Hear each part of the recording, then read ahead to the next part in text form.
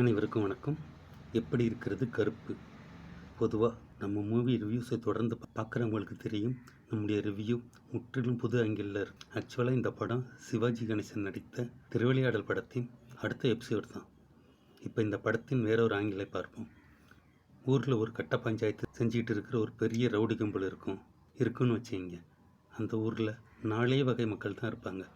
1, அவனை எதிர்த்து போட்டியிட்டு வெற்றி பெறும் மக்கள். 2, அவனிடமே சரணடைந்து அவனுடனே பயணிப்பது. 3, எதுக்கு வம்புன்ட்டு ஒதுங்கி போகிறது. 4, அவனிடம் போட்டியிடும் சூழ்நிலை வரும்போது ஜெயிக்க முடியாமல் உனக்கு கடவுள் தான் தண்டனை கொடுப்பார்னு சாப்பமிடுவது.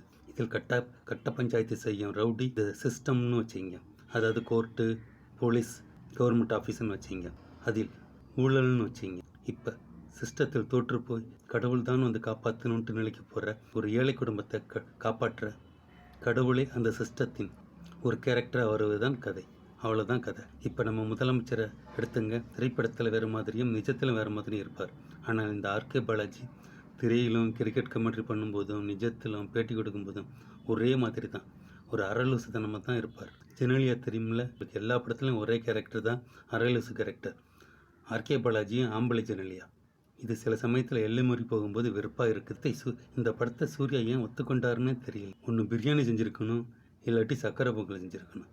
இது என்ன பிரியாணி பொங்கல்ன்ட்டு புது மாதிரி. சரி, படத்தில் நல்ல விஷயங்களே இல்லையா? படத்தோட ப்ளஸ் பாயிண்ட்டு முதல் பாதி, மைனஸ் பாயிண்ட்டு அப்படியே ஆப்போசிட்டாக 2ஆம் பாதி. சில விஷயங்களே சொல்லிடலாம். 1, ஆர்கே பாலாஜிக்கு பதில் வேற நடிகரை போட்டிருக்கலாம். வில்லத்தனம் காட்ட வேண்டிய கேரக்டர் கிறுக்குத்தனம், இன்னும் சொல்லப்போனால் லூசுத்தனத்தை காட்டுது. 2, த்ரிஷா.